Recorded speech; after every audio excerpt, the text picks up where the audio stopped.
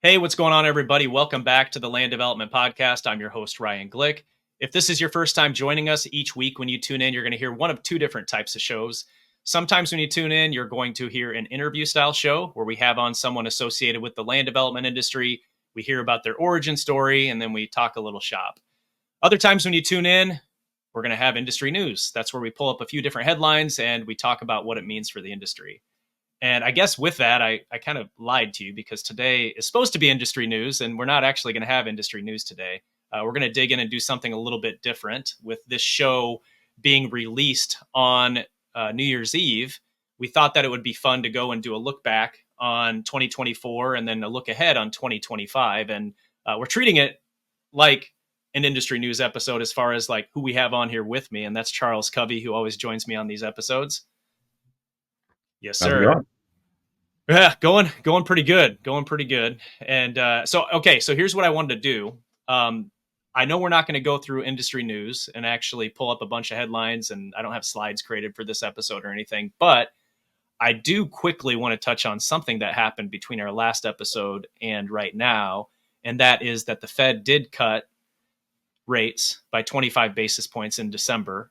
And also in their in the messaging that came out, it sounds like due to increased inflation that they're to not expect any type of rate cut in January. And so before we jump into the look back at 24 and look ahead at 25, I was just curious if you have any thoughts on this and whether you expected this result or if it surprised you at all.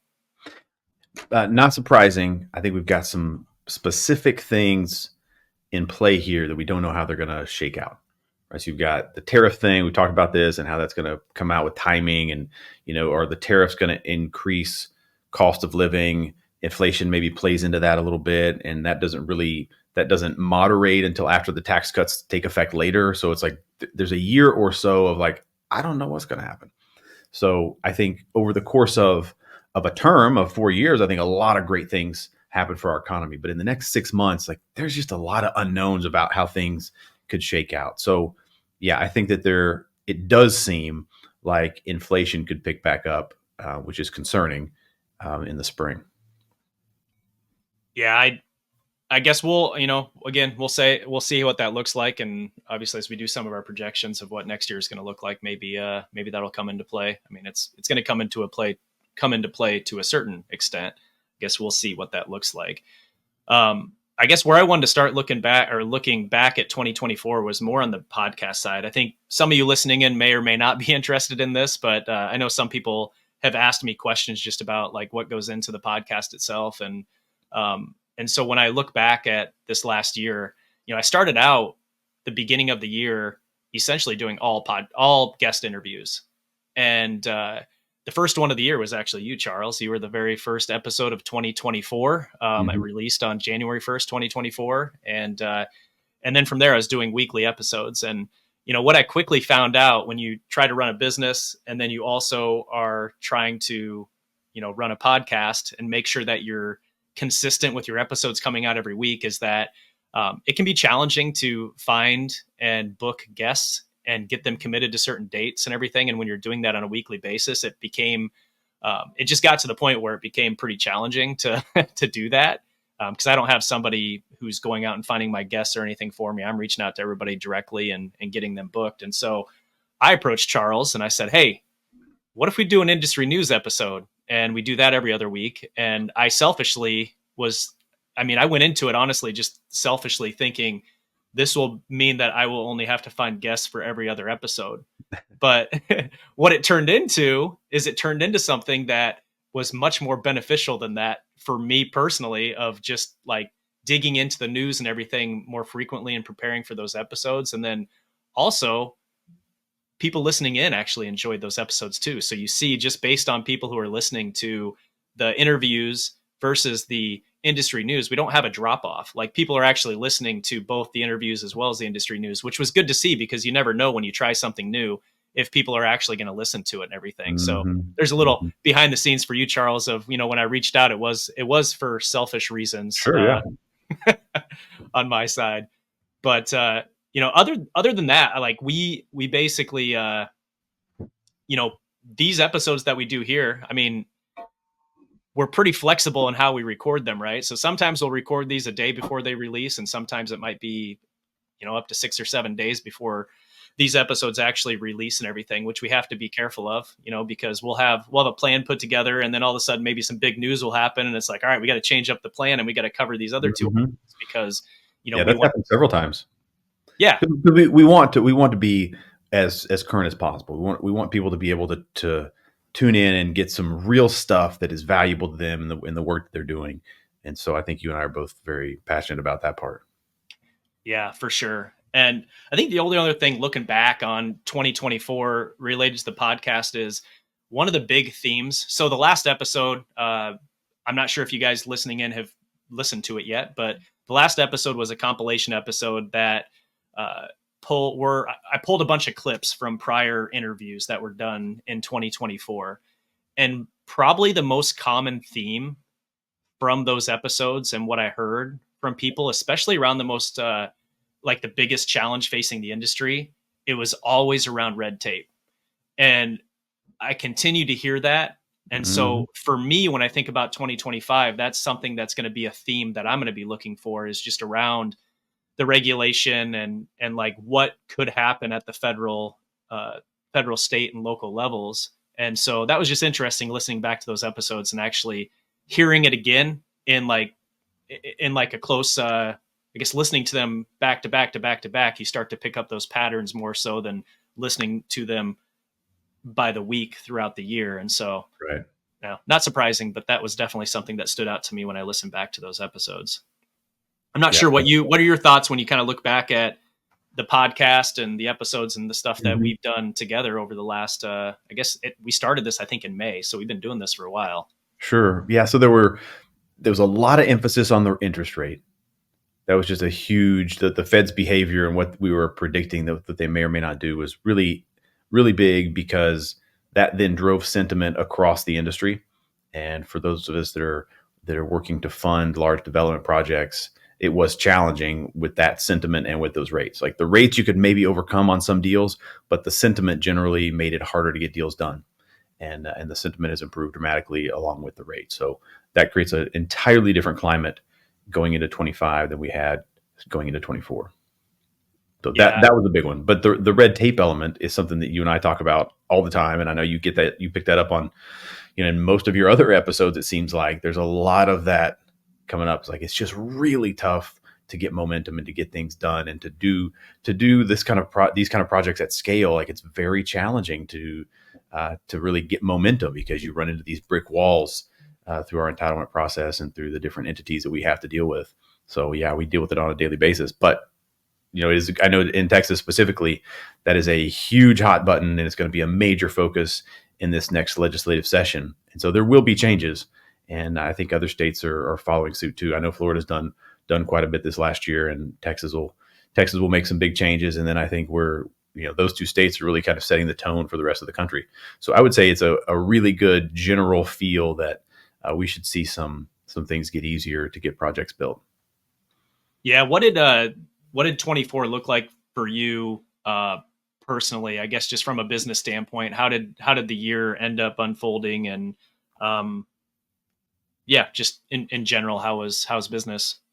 Yeah, so a lot of people in 23 and 24 were what they call pencils down, right? Just like, okay, we got some staff, we may turn some people loose, but we're going to try to just like keep people like generally sort of busy, but not really doing a lot, because hard to get deals funded, and it's just generally difficult in both equity and debt. And pencils down was not an approach that we took at all. So we were still pushing very hard to get deals either in process or entitled or designed or whatever the different stages were, and to continue to build up a pretty significant pipeline of projects that we could then go execute when the market came back to us and was ready. And so that was an expensive, maybe you could say that was a risk, but we felt that we felt very confident that the market would reach a point in the next year or two when it would be more conducive to getting things done. And so now we've built up a tremendous pipeline of projects that are ready to go execute. And so that's a key element now that dollars are flowing back to development in a much more significant way than they have been the last 24 months.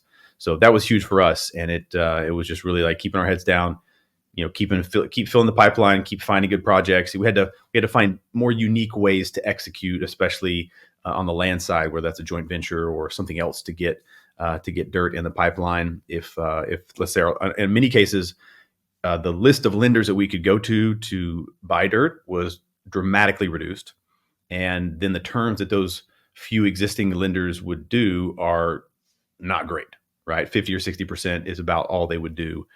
So then you got to have a whole bunch more equity to even close on the land. So then that just made us really tweak the process, to do JVs, do longer contracts, much longer diligence periods, like all the things that you maybe couldn't do before because things were turning so quickly and money was available and lenders would do it. Now it slowed all that process down. We had to really get creative with ways to get dirt under contract and to get dirt bought. So fortunately, we had a bunch of land that we owned in our pipeline, just that we had bought in 22 and 21. So been working through that, but definitely seeing funding free up quite a bit. A lot of projects, especially the last 60 days, a lot of projects have been getting funded. It's just kind of crazy to see all that happen. And 25 is going to be more of the same. Nice. Well, I know talking to different people, especially down in Texas, that there has been and you just mentioned this, but the sentiment has been more positive, and a lot of people seem excited to get going and everything as we head into 25. So it's good to hear that, things really have started to pick up over the last, 30, 60 days or so, and start to see projects actually getting funded and getting moving forward and everything like that. Yeah, I think the headwinds are still there in certain submarkets, in certain markets. Like if you're in downtown Austin trying to put a multifamily tower up, it's not good. Too many problems there. Rents, the pro forma rents of 2 years ago don't exist, and in fact, they're now lower than they were, as opposed to going up. So they were, a lot of people were predicting 10% rate increases a year, and it was happening. And now we're talking about 10% or more decreases per year. So a lot of those projects are underwater, and that's a tough spot. But that's an exception. There are still really good multifamily deals to be done. Although, as a general rule, multifamily is a little bit softer at the moment. BTR is still very strong. Of course, single family lot development very strong in major markets. I think multifamily comes back a little bit because we're going to have a pretty big gap of projects being executed in 24, 25, 26, and maybe even into 27. And so we've got all-time high deliveries the last 24 months, and then probably nearly 10-year lows over the next 2 years in apartment deliveries. So that'll probably moderate some of that. You'll see rents trickle back up, and you'll see some of those projects be easier to execute in maybe 25 or 26. But we've got that gap, which creates some rent bump, get those back up to where they need to be. BTR is still pretty strong, though. The rents are good. Mobile home parks still good. Single family lot development still extremely strong in some areas. So a lot of, at least, I'm speaking for Texas, and I think there's some of that in Florida as well. But the major cities are still going to have a lot of opportunity this year. Nice. Well, I don't develop land.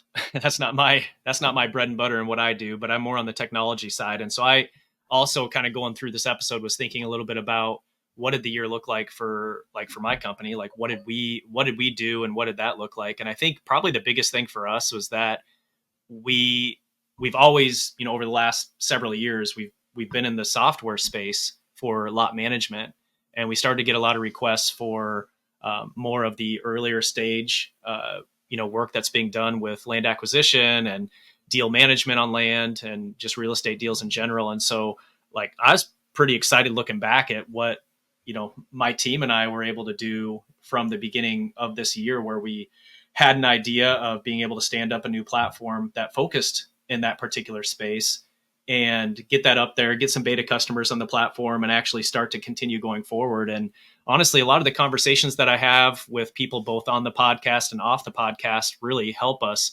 understand where the pain points are, where we can help people. Because ultimately, we don't have a business if we don't help people, solve pain points. And that's our primary focus. And so again, looking back and just realizing that we stood up a completely new platform from in less than it was probably about 6 or 7 months from when we started to when we actually delivered the first version of it and everything. And it just continues to evolve and iterate based on feedback and stuff from customers. I think that was a huge deal for us.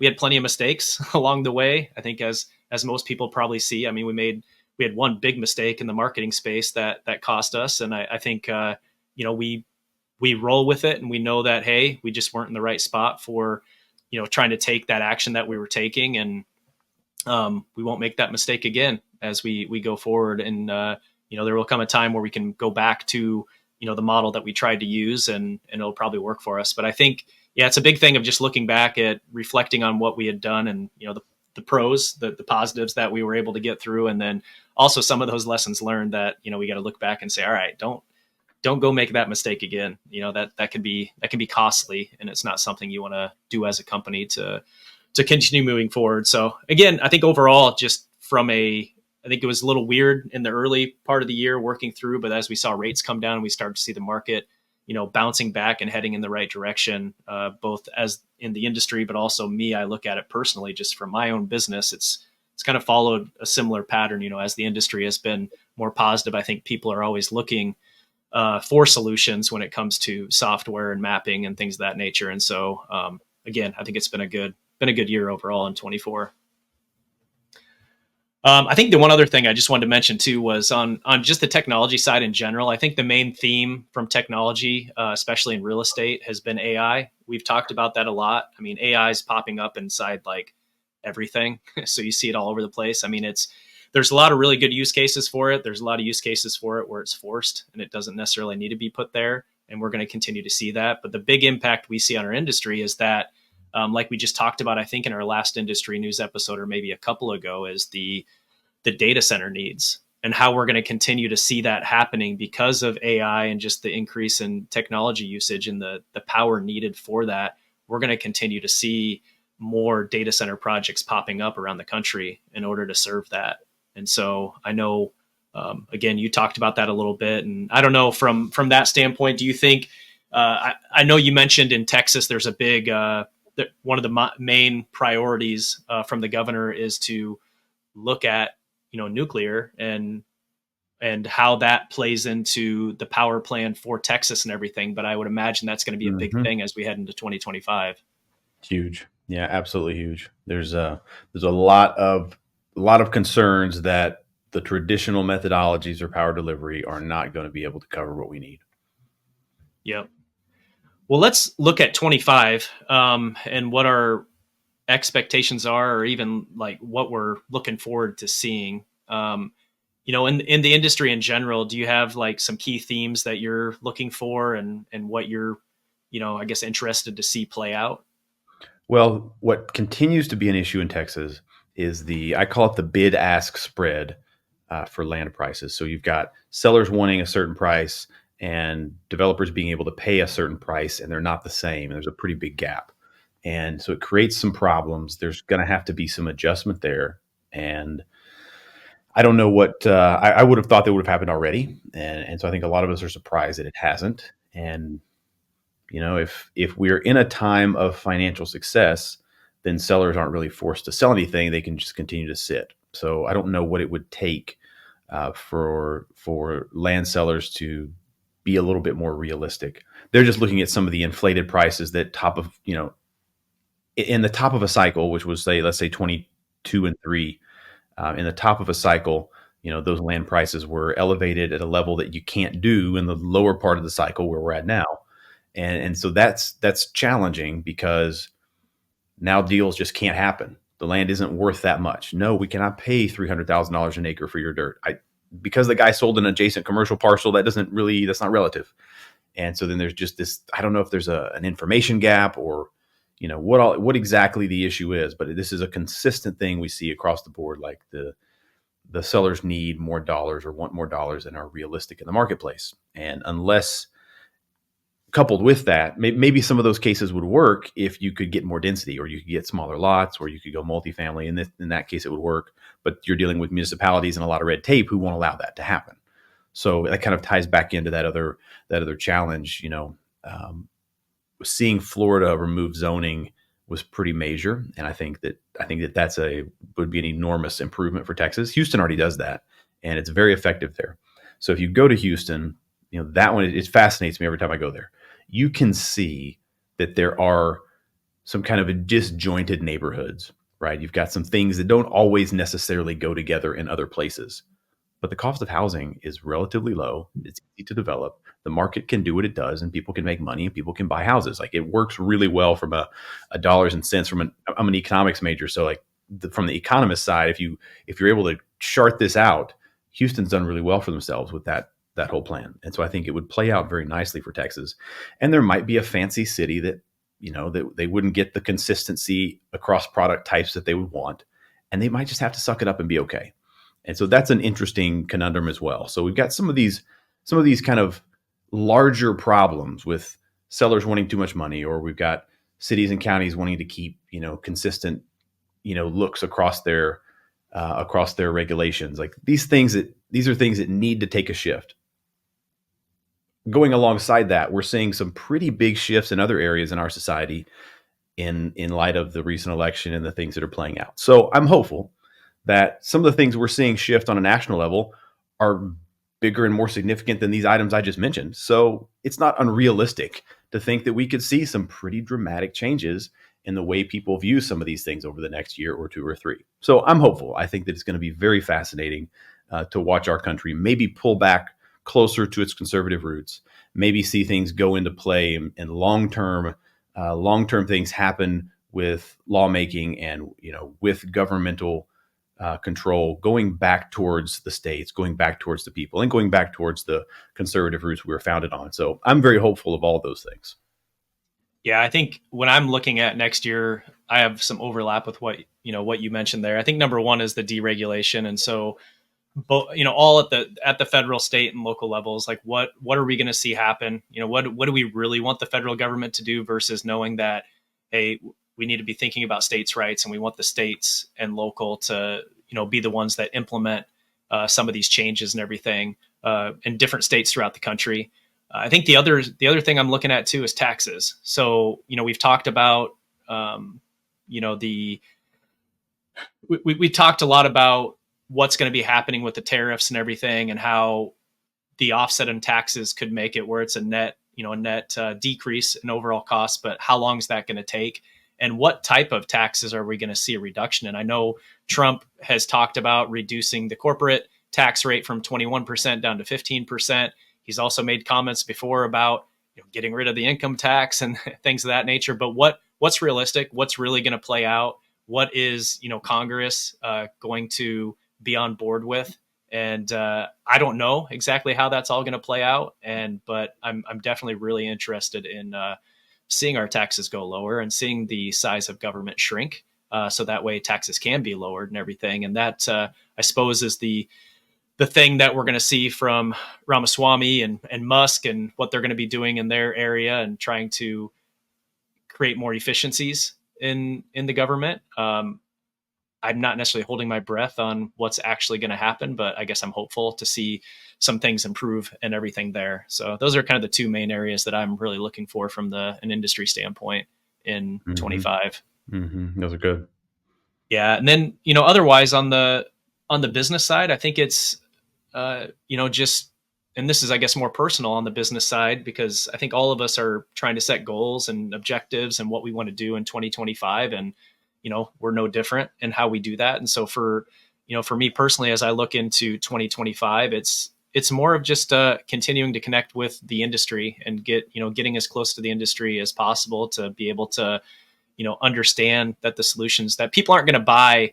This is something I actually just saw this slide deck probably about a week ago from a presentation where they were talking about, how you sell any product or service. And they were talking about how nobody wants to buy a product that is the best solution for XYZ industry or the fastest product that does this. Like, nobody wants to buy that product. That's not why they're doing it. They're not buying your product.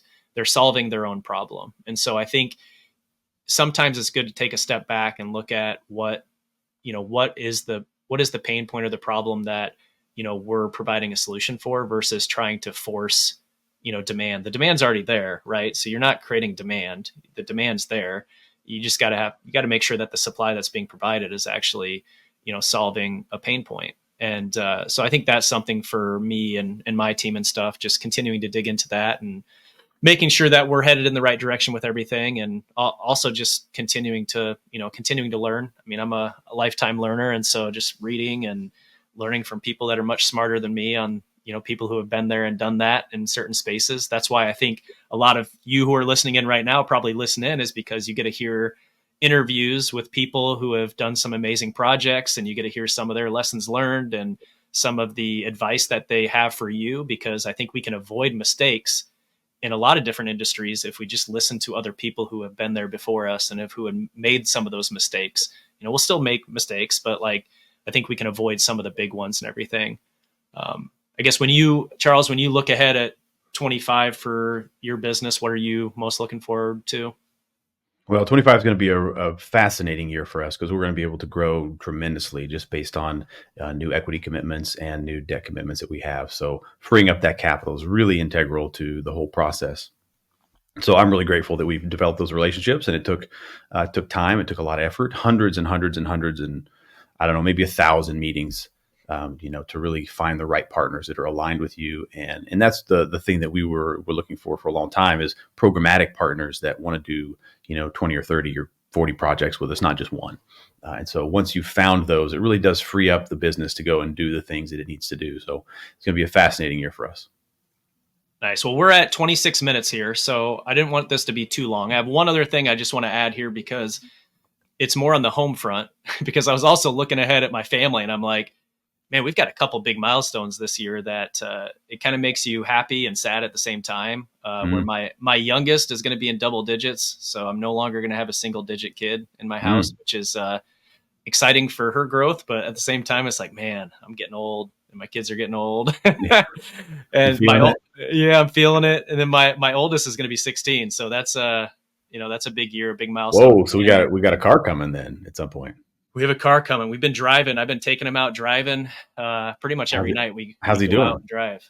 He's been pretty good. He gets nervous, as you'd expect, going out there for the first time. We're not like I remember I was so nervous. I didn't want to screw up in front of my dad. Right? Yeah. You grew up on a farm though, right? Well, yes. I had been driving generally. I didn't know that cars didn't have a manual transmission. Like, once I got in an automatic, I was like, oh, well, this is way easier. Yeah, I was driving a stick shift in the hayfield at 7 or 8, sitting up on phone books, so I could see over the steering wheel. So I had That's some awesome. driving experience by the time it was time for me to go start, my permit and everything. I had lots and lots of hours in the field, and then I got lots and lots of hours behind the wheel driving the family around. Yeah, that's awesome. Yeah, so that's the world I'm in right now, and that's what we've got going on next year. So there's a lot of cool things happening this year. I think, for the podcast and all of you who listen in every week, or even if you listen in every other week, or whatever your schedule is, we really appreciate you doing that. We appreciate you reaching out and giving feedback. I've received a lot of messages on LinkedIn, and it's just great to hear that what we're providing and what we're putting into this is making a difference, and it's providing some value. So again, keep those messages coming. It's never gets old hearing that we're, that the work that we're putting into this is actually, valuable to some of you. So really appreciate that. Anything you want to add, Charles, before we come to a close? Yeah, just to kind of wrap up the year for all of us. We talked a lot about how big of a time frame this was in our country's history and in our industry's history, right? There's a lot of ways that this could have gone, and the way that the election played out in such a dramatic, conservative wave, that really sets up a lot of the business that we're doing to be very successful over the next few years. And that's good. And I appreciate that. But there's also a lot of other things that are happening even bigger than the business that we're doing that are for the benefit of our country and the benefit of our health. I think there's a lot of people, you talk about RFK and the things that he'll be able to do with the things that he's passionate about, and our food supply, and the things that may happen with taxes. And like, this is a pretty amazing time to be alive. And it feels, at least the sentiment for me, of how confident I feel in our country's ability to do what it needs to do, and to maintain this amazing quality of life. I feel much better about that today than I did before the election. I was concerned. Now, as it turns out, I don't think I needed to be concerned, because obviously the rest of the country agreed with me that we needed some change to happen, and we needed the right people in place to put us back in the position that we should have been in. And so I'm really grateful for that. And I think overwhelmingly, it's just like, I feel, I almost get emotional talking about it. Like, it feels like a very special time for our nation. and for the work that we're doing in land development and creating housing. So just overwhelmingly grateful for all the things that are happening. And I think that it's going to be a lot of fun for you and I to watch this play out and to inform everybody of these things every 2 weeks throughout next year. Yeah, well said. Well, I hope all of you listening in have a great New Year's Eve tonight if you're listening to this on New Year's Eve. Otherwise, I hope you have a great start to the new year. We hope that you have a lot of opportunities, take advantage of those opportunities, and make things happen. Otherwise, that is all for the episode. That's all for the show in 2024. And we will talk to you again in 2025. Happy New Year.